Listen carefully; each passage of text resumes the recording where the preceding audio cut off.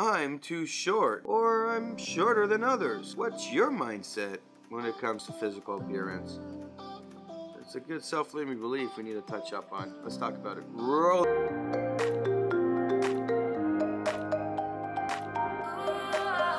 Welcome back to another video. We've been exploring the idea of self-limiting beliefs.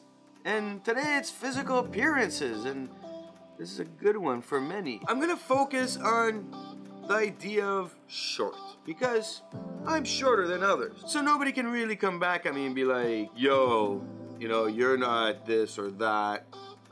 And this is why I'm focusing on it. And do remember that this applies to all areas. It's being shorter, being taller, being smarter, stupider, bigger, smaller, uglier, prettier. And don't forget colors, being black, white, yellow, brown, and the variableness in there.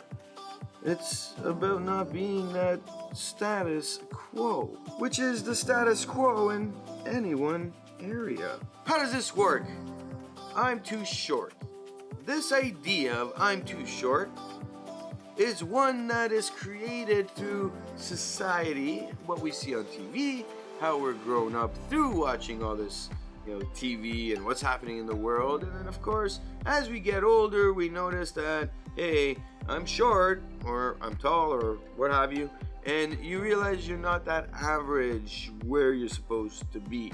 Of course, the media creates the perfect type of image that we should all strive to be, and then once we start interacting with people, well, we feel like we're being judged. As we feel like we're being judged, well, this idea comes to mind of, you know, who we are, and we start to define ourselves based on that. A good example of this is as we're going through school, we will be picked on and made fun of for those things that are, for example, I'm too short. And as that idea pops in our head, well, it becomes a self-limiting belief in scenarios where we believe you need to be taller. And of course, this will relate to what we briefly touched up on before. The opposites, the taller and shorter, the bigger and smaller, the prettier and the uglier, the smarter and the stupider, the black, the white, the brown and yellow, and so on and so forth. The variations there, it goes on and on. We can keep going. That's just to name a few. The idea here is the opposites that we're looking at, the outside of the norm, on the edges, on the sides that are outside of what is that norm. If you're within means and an average, well, everything is within scope and you don't let it affect you as much. The critical thing here to understand is that you're defining yourself, who you are as a person, as an individual in society, based on your assumptions of what you think other people think of you. Growing up, I was shorter than others. I defined myself not as being short, I'm a short person, but I'm shorter than others. I think this had a profound effect for me. I hope I can share it with you guys and all these different opposites. While I'm growing up, I noticed that I can't do certain things and I can't always achieve the things I want to achieve. And I get picked on quite a bit. Now, the self-limiting belief is building in the background, and as it's building, it's really causing issues when I'm about to make decisions on what I want to do. What if questions pop up, risk factors start to grow, fear takes over, and the self-limiting belief is coming and going, hey, I'm here, don't worry, I'll take care of you. Just don't do what you're supposed to do, because I'm telling you it's not going to work out. And then you don't do, and you never perform, you never achieve, and you never enjoy, you never feel happy, and you never get fulfillment because you never tried something. My friends, the idea here is that we don't want to be defined by this process. Once we're defined by this process, well, it takes over, and then we are left on the side, not doing the things we need to do.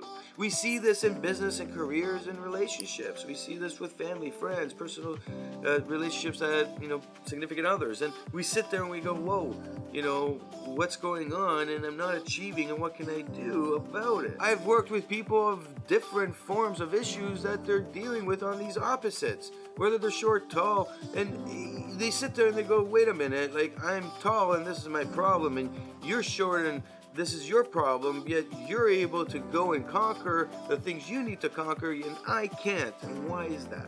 And this is the fundamental issue that occurs. We all go through this and we allow it to define the opportunities that we have. It's doing more headaches than we could ever think of. In business, I mean, I've had a business since my first year in university. I finished high school, I went and launched a business, I went at it, and guess what? I was faced with being too young. And there's another opposite of being too old. I was also shorter than others. The idea here is very simple. I did not define myself as somebody who's short and thus I cannot do, but rather I define myself as I am shorter than others and thus I need to find a way that will get me around the mountain that exists of being shorter than others. In the same way, people will have the same difficulties on other opposites. And we see it in business, we see it with careers and relationships. So how does that work? Well, in business, I never ask myself, why am I short and I can't do and I'll never achieve? I just learn how to communicate. I learn how to work with the people around me. I learned how to collaborate. I learned how to use my skill sets that are great to make them even better. And then I looked at the skill sets that were not so great, that really apply to the shortness factor. And I looked at it and I said, what are my strengths there and what are my weaknesses? These revealed the emotions I had to deal with. And then I found out that in business I was dealing with it. In my career, because I was still working and going to school, I had to deal with stuff and I had to work around with those strengths and weaknesses in all areas. And then of course in relationships, I had to do the same thing. Let's face it, it's hard to date somebody when you're not in that mean of normal. However, I've never dated anybody that's shorter than me. I think that's why I wish I had a bell. Ding! And then claps.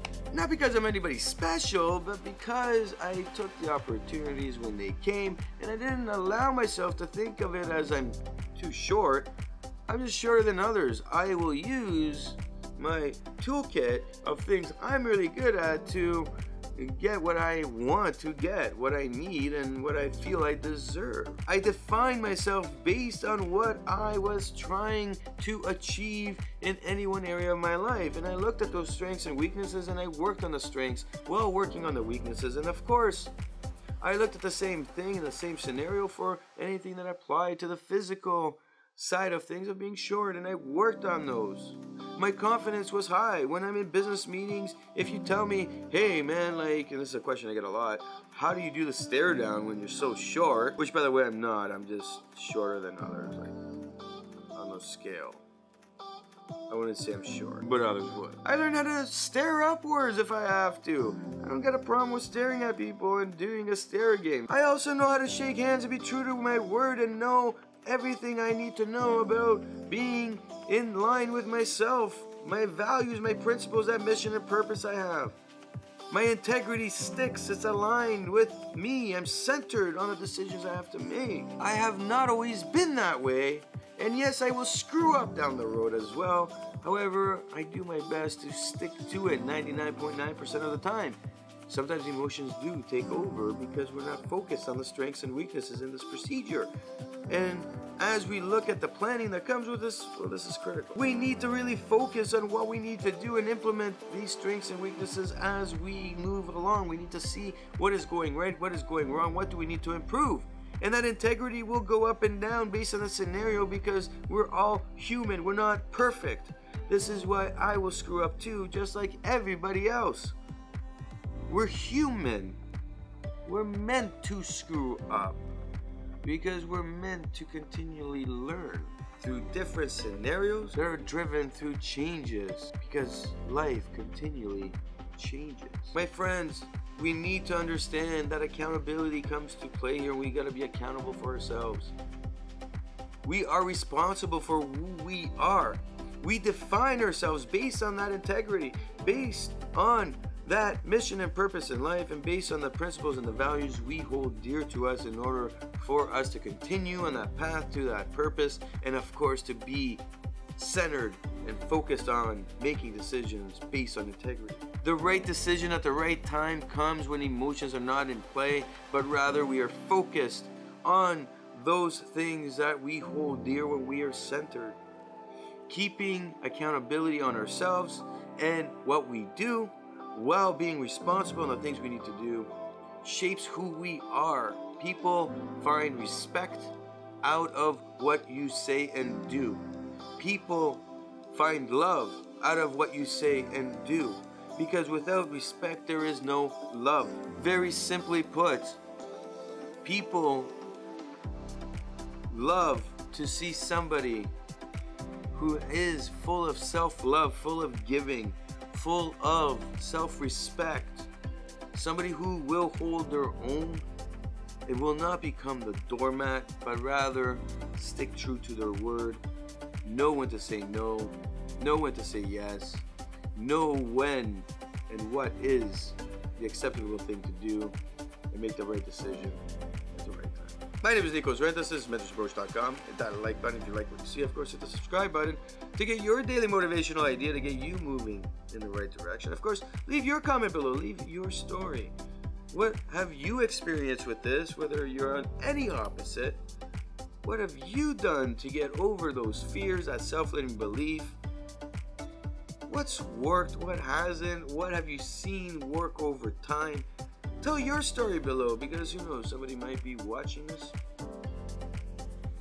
They might read your comment, and you might help change a life. Snow again.